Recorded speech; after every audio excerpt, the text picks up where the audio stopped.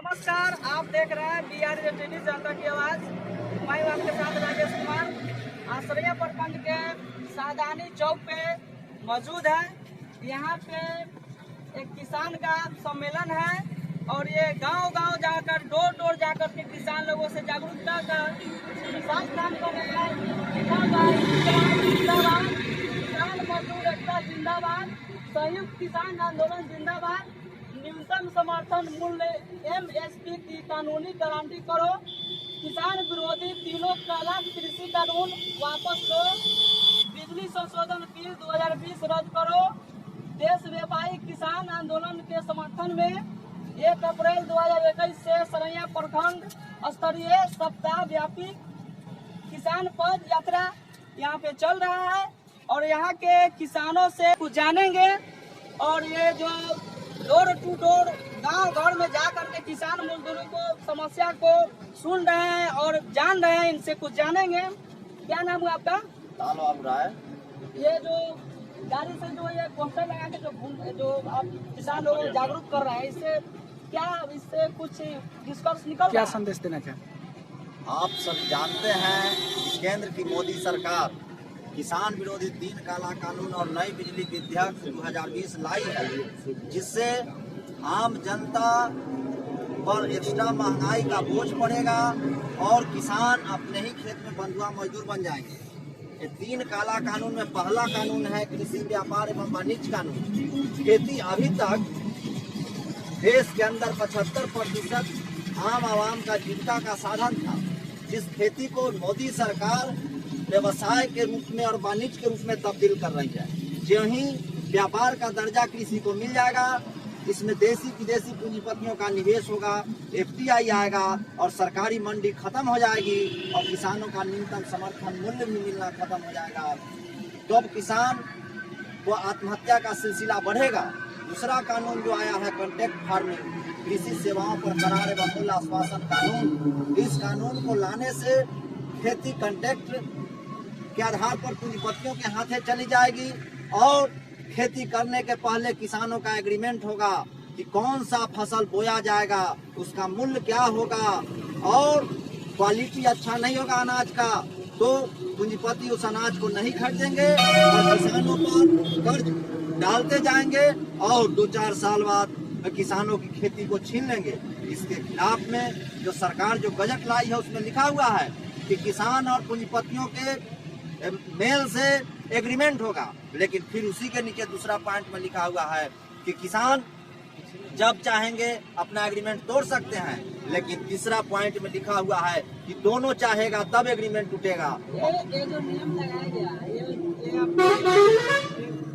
प्रधानमंत्री जो नरेंद्र मोदी है उनका नियम लगाया गया है। हाँ, वही केंद्र की सरकार मोदी जी इस कानून को लाए हैं और ये कानून अमेरिका में लाया गया तो किसानों का आत्महत्या का सिलसिला बढ़ गया। आज यही सरकार का आंकड़ा आया है कि प्रत्येक 14 मिनट पर भारत में एक किसान आत्महत्या कर रहा है, लेकिन अमेरिका में नियम लाया गया, किसानों को सब्सिडी दिया गया, पैकेज दिया गया, फिर भी किसानों की आत्महत्या का सिलसिला बढ़ते गया। और भारत में तो कुछ नहीं है, किसानों को कुछ सब्सिडी रियायत पैकेज नहीं है, तो यहाँ तो और किसानों का आत्महत्या का सिलसिला बढ़ेगा। ये कानून कांग्रेस की सरकार में कपिल सिब्बल जिस समय कृषि मंत्री थे ला रहे थे, भाजपा के शीर्ष नेता अरुण जेटली और सुषमा स्वराज इसका विरोध की थी, लेकिन आज वही भाजपा जब सत्ता में आई है तो अपने दिवंगत नेता को भी अपमानित कर रहा है और किसानों की जमीन छीनकर पूंजीपतियों को देने के लिए कानून ला रहा है। तो ये जो बीजेपी के सरकार जो है, तो किसान का ही एक समस्या बना हुआ है। किसान का ही नहीं, आज ये बीजेपी की सरकार आई तो BSNL को बेच दी, रेल का निजीकरण कर दी, भेल कारखाना बेच दिया, स्टील का कारखाना सेल कारखाना को बेच दिया, शिक्षा का निजीकरण कर दिया, स्वास्थ्य का निजीकरण कर दिया, तमाम चीजों को निजीकरण कर दिया। अब सिर्फ खेती बचा हुआ है, खेती को भी कारपोरेट के हाथों सौंपने के लिए कानून ला रहे हैं।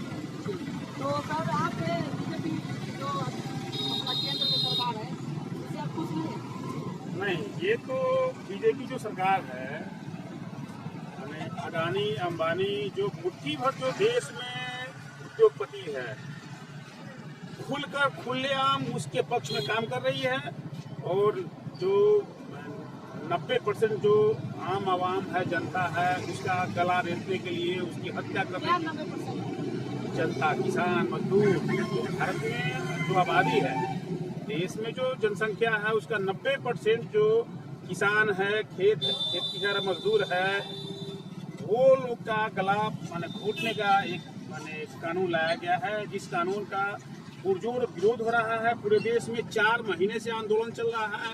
ये सिंधु बॉर्डर पर जो आंदोलन चल रहा है, हाँ, वो जो दिल्ली में सिंधु बॉर्डर, ये जो भी विभिन्न दिल्ली के चारों तरफ जो बॉर्डर पर आंदोलन चल रहा है 4 महीना से, और सरकार इसके कान में जूं तक नहीं रेंग रही है, तो इसलिए हम लोग मजदूरों के पूरे देश में जन जागरण अभियान चला रहे हैं। किसानों को और जो किसान के उपज जो होता है उसको जो लोग खाते हैं उनकी भी माने मुंह से निवाला छीन जाएगा, जो महंगा हो जाएगा।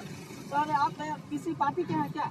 नहीं, ऑल इंडिया किसान खेत मजदूर हम संगठन। किसान हैं और ऑल इंडिया किसान खेत मजदूर संगठन इस आंदोलन को लीड कर रहा है। बिहार में मुजफ्फरपुर में ऐतिहासिक खुदीराम बोस स्मारक स्थल पर भी अनिश्चितकालीन धरना 4 महीना से चल रहा है। तो हम लोग किसान हैं, हम लोग किसी पार्टी संगठन से नहीं है। और ये जो किसान की लड़ाई चल रही है, दिल्ली के विभिन्न बॉर्डर पर, गाजीपुर बॉर्डर, टिकरी बॉर्डर, शाहजहांपुर बॉर्डर, पलपल बॉर्डर, हाँ, तमाम बॉर्डरों पर किसान ही आंदोलन कर रहे हैं। और किसान संगठन के नेता ही वो सत्यवान जी है, राकेश जी है, संयुक्त किसान मोर्चा के बहुत सारे साथी लोग हैं। उसमें कोई पार्टी के नेता नहीं है, कोई पार्टी का बैनर नहीं है। ये कंप्लीट किसानों का आंदोलन है और इस आंदोलन में 40% देश की महिलाएं शामिल है। ये देश का ऐतिहासिक आंदोलन है और ऐतिहासिक आंदोलन हम इसलिए कर रहे हैं कि 18 देशों के पार्लियामेंट में मोदी सरकार के इस काला कानून के खिलाफ में रिजोल्यूशन पास किया गया है। मोदी सरकार बांग्लादेश गए हैं, वहाँ की भी लाखों जनता सड़क पर उतर करके नारा लगाई है कि किसानों के हत्यारा मोदी सरकार वापस जाओ। अभी तक बंगाल के जनता नहीं, बांग्लादेश की जनता, और अभी तक 300 से ज्यादा किसान मर गए।